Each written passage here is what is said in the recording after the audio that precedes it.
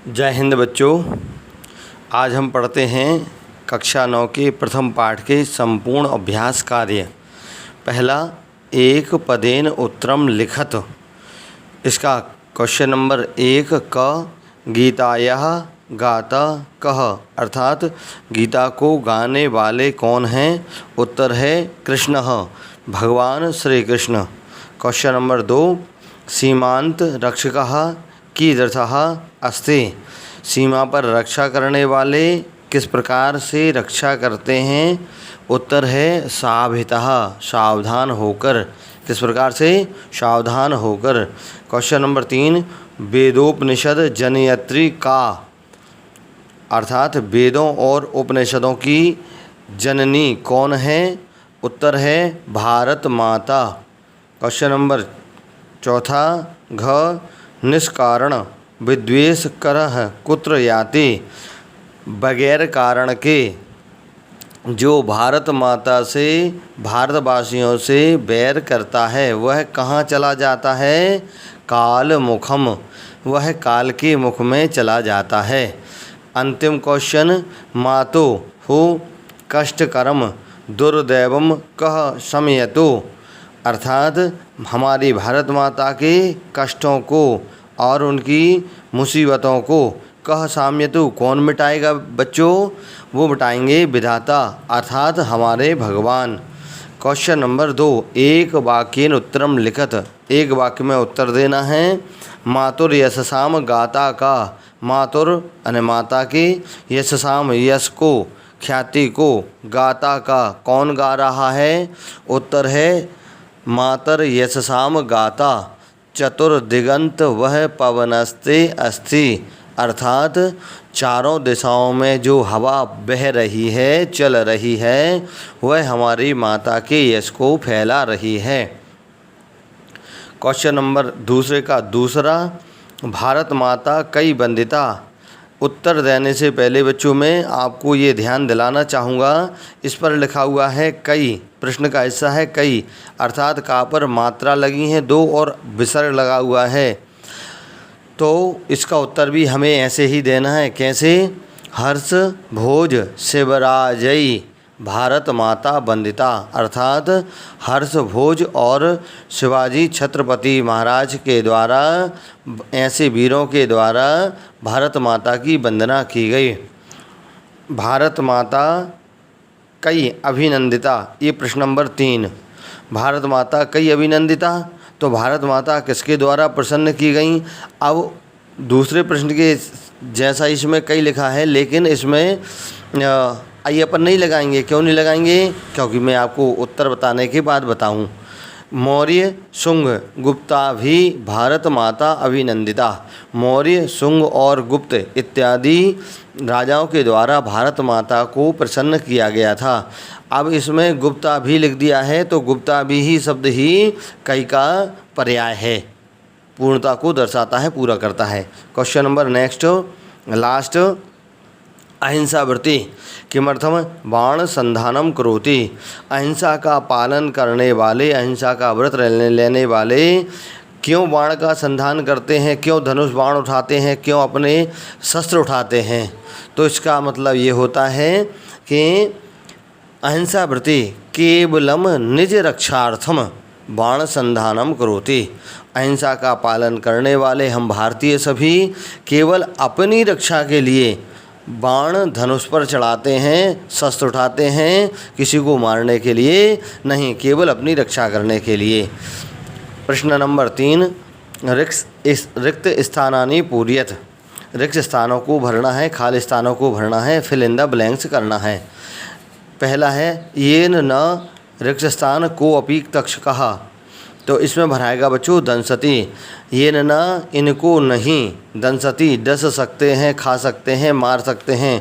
को अपी तक्षकः, कोई भी शत्रु या कोई भी सर्प इत्यादि विषैले जंतु। दूसरा, भारत रिक्तस्थान कवियत्री, तो भारत रामायण, महाभारत और रामायण की कवियत्री है भारत माता की भूमि। ग मौर्य खालिस्तान गुप्ता भी नंदिता, तो अपन ने प्रश्न नंबर दूसरे का तीसरा पढ़ा था, भारत माता कभी अभिनंदिता, तो उसका उत्तर जो है मौर्य शुंग गुप्ताभिनंदिता, तो शुंग भरा जाएगा।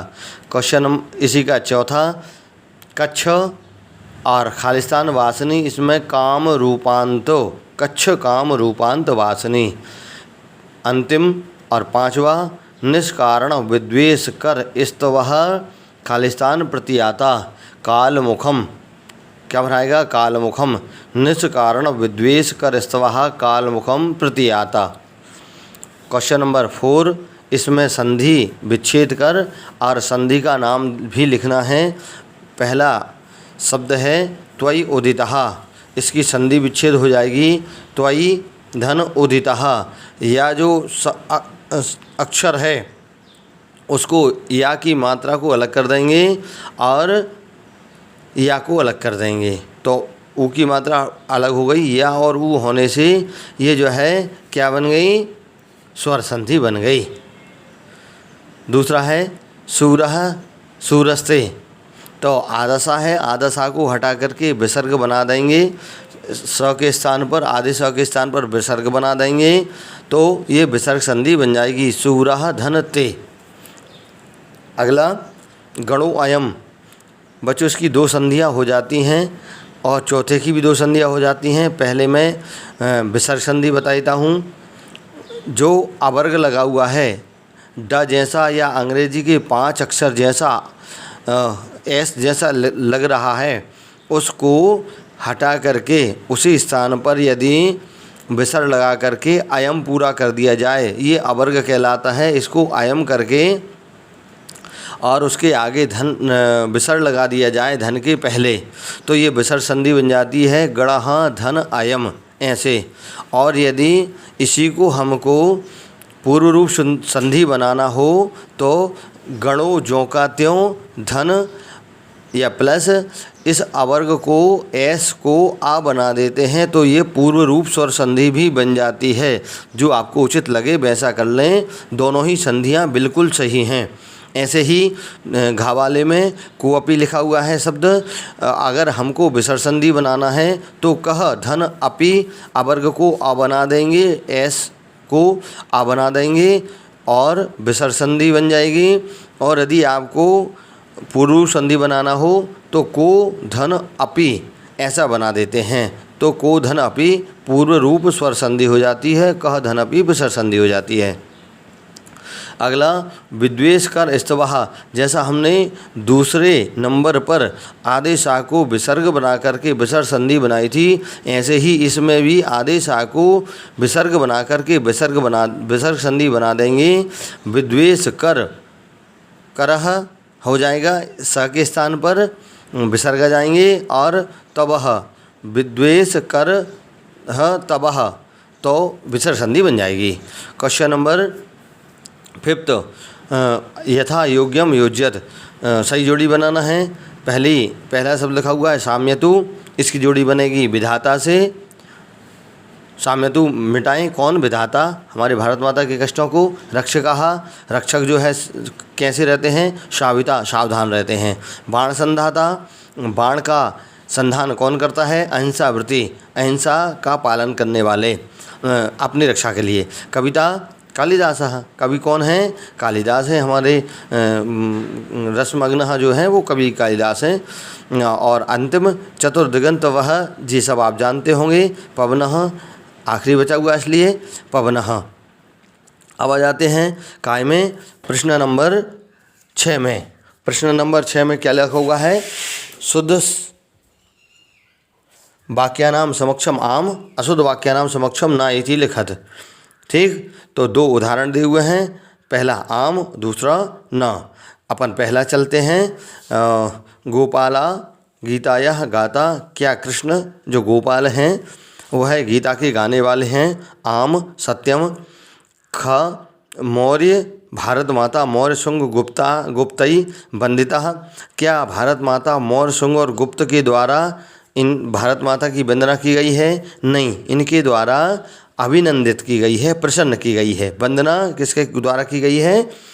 हर्षभोज और शिवराज के द्वारा। तो दूसरा न हो गया। तीसरा सकल लोकगणः सीमानां त्राता अस्ति। क्या समस्त प्रकार के सीमा पर डटे हुए सभी हमारे सैनिक क्या सावधान होकर के कर रहे हैं हमारी रक्षा? आम। अंतिम, भारत मातरि आदौ ज्ञान भानु न उदितः। भारत माता की भूमि पर सबसे पहले ज्ञान का भानु उदित हुआ नहीं हुआ क्या? तो न हुआ है, ये ना हो गया। क्वेश्चन नंबर 7 और अंतिम क्वेश्चन हमको लिखना है उदाहरण के अनुसार मूल पद, विभक्ति और वचन लिखना है। ठीक, इसमें लिखा हुआ है पहला भानु। भानु मूल शब्द हो गया भानु का, प्रथमा व्यक्ति एक वचन। ऐसे ही येन है, येन का मूल शब्द है यत जो इदम से चलता है। तृतीय विभक्ति है एक वचन, येन न दंसति, इनको शब्द आता है येन, इन सावधान रहने वाले रक्षकों को, तो यहाँ तृतीय विभक्ति इनको से आ जाएगा। दूसरा है अस्याह। अस्याह का मतलब हो गया संबंध कारक, पंचमी और दोनों षष्ठी विभक्ति, पंचमी और षष्ठी दोनों। इदम मूल शब्द है, संबंध कारक भी है, इसलिए पंचमी और षष्ठी विभक्ति एक वचन। तब माने तुम्हारा, युष्मद ये भी संबंध कारक है, इसलिए षष्ठी विभक्ति एक वचन। गीतायः, गीता के मूल शब्द हो गया गीता, ये भी संबंध कारक है, गीता के गाने वाले, तो षष्ठी विभक्ति एक वचन। और अंतिम प्रश्न का अंतिम उत्तर, अंतिम 7 प्रश्न का अंतिम विकल्प इयम, अयम, अयम से अयम काय से है? इदम से है, और ये प्रथमा व्यक्ति और एक वचन ऐसा हो जाता है। बलराम शर्मा के द्वारा पढ़ने पर आपको बहुत बहुत धन्यवाद।